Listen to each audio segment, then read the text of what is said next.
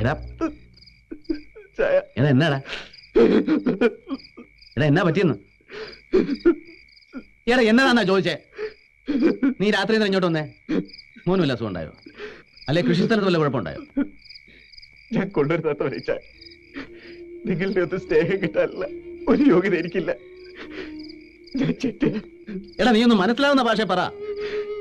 ഞാൻ ഇതുവരെ ചെയ്ത തെറ്റുകൾക്കുള്ള ശിക്ഷ കർത്താവ് എനിക്ക് തന്നു.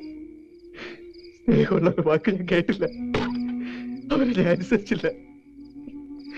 അതിനുള്ള ശിക്ഷ എനിക്ക് കിട്ടിയത്. എടാ എന്നതാടാ നീ പറയുന്നേ? എന്നതാ എന്നാ എന്നാ എന്നാ ഉണ്ടായി പറ.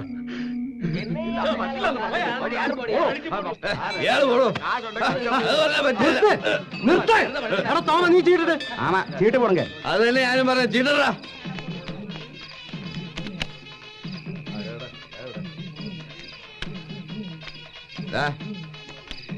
എനിക്കും ചീട്ടട്.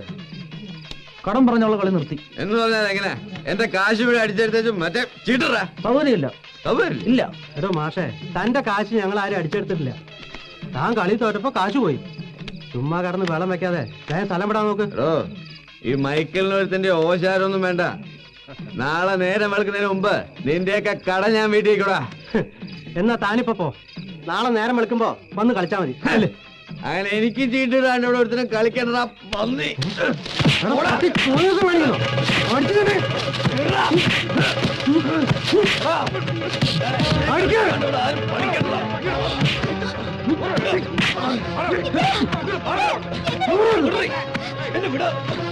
എന്റെ കാശ് മുഴുവൻ കള്ളക്കളി കളിച്ച് തട്ടിയെടുത്ത് എന്നെ കളിപ്പിക്കലെന്ന് നിന്നോടൊന്ന് ദൈവം പൊറുക്കണ പട്ടി.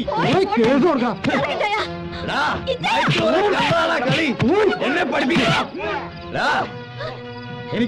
എനിക്ക് പുല്ലാടാ കാശ്, പുല്ല് കാണിച്ചു തരാടാ നിന്നെ.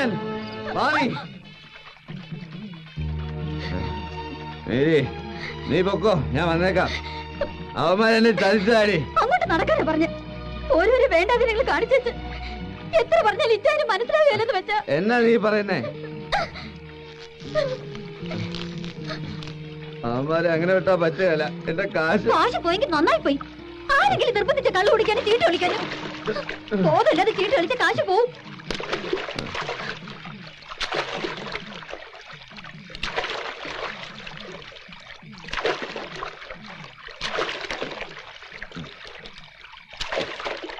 നീ പറഞ്ഞത് നേരാ, കാശ് വരുമ്പോ.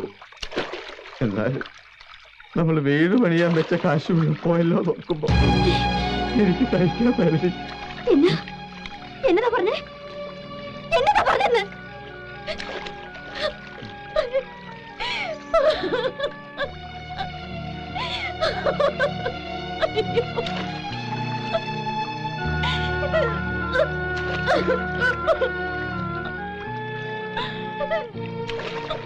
കാശ് വരുമ്പോ അതാ ജീവിതം.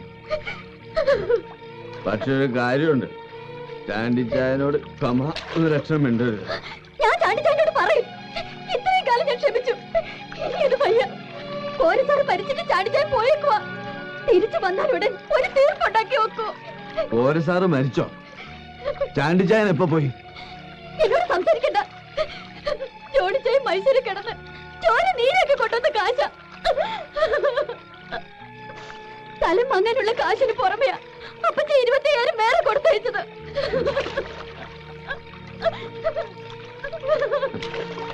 അവര് കാശുകാരായതുകൊണ്ട് കാശ് കൊടുത്തയച്ചു. പിന്നെ അതിനിപ്പോ ഇത്ര കണക്ക് പറയാതിരിക്കുന്നു. ജോണിയുടെ പെങ്ങക്ക് കാശ് കൊടുത്തു. നിന്റെ അപ്പൻ അയാളുടെ മോൾക്ക് കാശ് കൊടുത്തു. എനിക്കല്ലല്ലോ തന്ന്. ആണോ? അങ്ങനെയാണോ വിചാരിക്കുന്നേ? എങ്കിൽ പിന്നെ ആ കാശ് കൊണ്ട് ചീട്ട് കളിച്ച് കളയാൻ ഇച്ചാൻ എന്തും അവകാശം? ഞാൻ കൊണ്ടുപോയി എന്റെ ഭാര്യയുടെ കാശാടി. അവൾക്കത് ആര് കൊടുത്തുന്ന് എനിക്കറിയേണ്ട കാര്യമില്ല. ഇല്ലേ? ഇല്ല. കാര്യമില്ലേ? ഇല്ല. ഇച്ചാന്റെ ഭാര്യ എങ്ങനെ കാശ് കൊണ്ടുവന്നാലും അത് എവിടുന്നാ കിട്ടിയെന്ന് ഇച്ചാൻ ചോദിക്കല്ലേ? നീ പറഞ്ഞ എന്നെ ഉദ്ദേശത്തിലാടി. നീ എങ്ങനെ കാശ് കൊണ്ടുവന്നാലും ഞാൻ ചോദിക്കായിരുന്നോ? എങ്ങനെയൊക്കെ നീ കാശ് കൊണ്ടുവരും? പറയടി, പറയടി, പറയേ.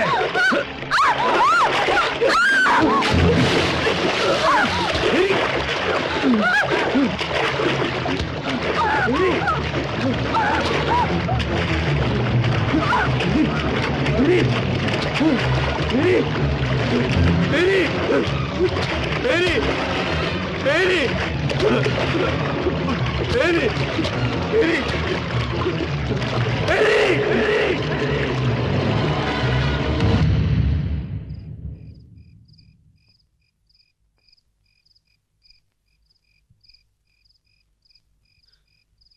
അവിടെ ഇപ്പോ പരന്നിരിക്കുന്ന കഥ വേറെ. കോരസാർ മരിച്ചിട്ട് ചായം പോയെന്ന് അവിടെ ആർക്കും അറിയില്ലല്ലോ. മേരി ചായനും ഒളിച്ചു പോയതാണെന്ന്.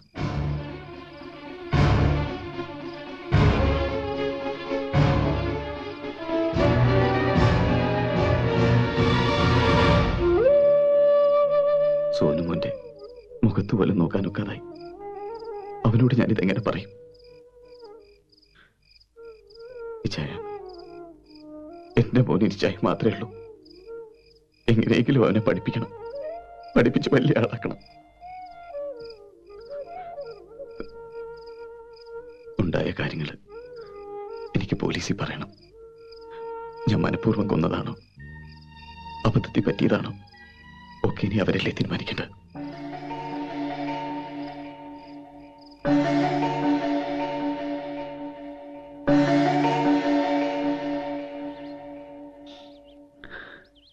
മേരി പോയി, അവൻ ജയിലിലും ആവുമെന്ന് മനസ്സിലായപ്പോ എന്നതാ ചെയ്യേണ്ടതെന്ന് എനിക്കൊരു രൂപമില്ലായിരുന്നു.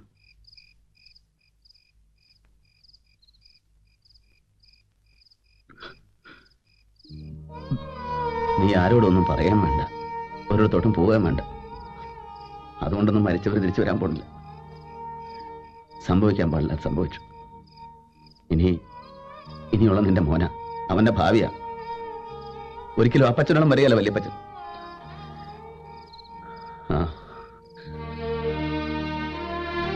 നാട്ടുകാർ പറഞ്ഞുണ്ടാക്കിയ കഥയാ ശരി. മേരി മരിച്ചിട്ടില്ല, ചാണ്ടിയുടെ കൂടെ ഒളിച്ചോടിപ്പോയി. മേരിയുടെ ശവശരീരം കണ്ടു കിട്ടാത്തടത്തോളം കാലം ആരും ഒന്നും അറിയാൻ പോണില്ല. ആളുകളുടെ കണ്ണിപ്പെടാൻ ഞാൻ എവിടെയെങ്കിലും കഴിഞ്ഞാൽ മതിയല്ലോ. എനിക്ക് നീ മാത്രമേ ഉള്ളൂ. നിനക്കൊന്നും വരാൻ ഞാൻ സമ്മതിക്കാം.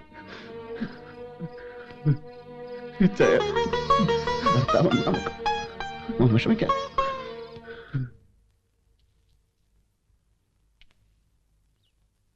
ഒത്തിരി നിർബന്ധിച്ച ഞാൻ അവനെ കൊണ്ടത് സമ്മതിപ്പിച്ചത്. പക്ഷേ എന്റെ കുഞ്ഞേർക്കനെ ഇവിടെ കിടന്ന് നശിക്കാമോ ഞാൻ അറിഞ്ഞില്ല ജോണി.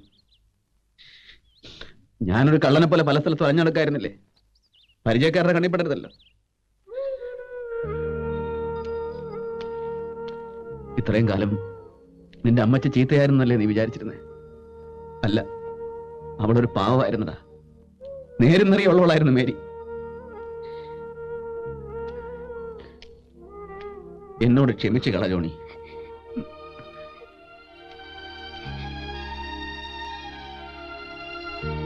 ഇതായിപ്പോ എന്റെ ആകെയുള്ള സമ്പാദ്യം. എവിടെ പോയാലും ഞാൻ മോന്റെ അപ്പച്ചന്റെ വിവരത്തിന് കത്തെഴുതുമായിരുന്നു. അതിന് അവനയച്ച മറുപടികളായതൊക്കെ. എല്ലാ കാര്യങ്ങളും ഇതിലുണ്ട്. മോൻ വായിച്ചു നോക്കണം. എന്നിട്ട് വല്യപ്പച്ചനുള്ള വെറുപ്പ് മനസ്സിൽ നിന്ന് കളയണം.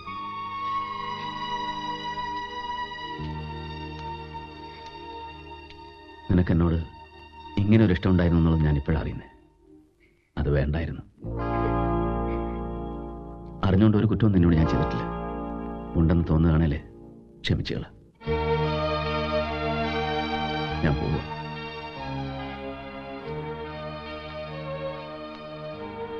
വരട്ടെ കുഞ്ഞിച്ചേ.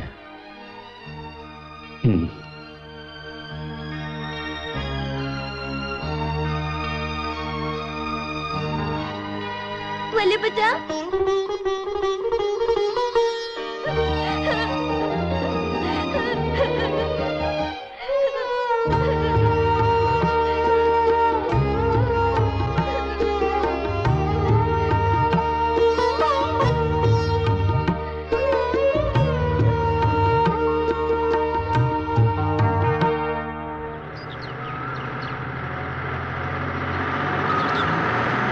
Mm-hmm.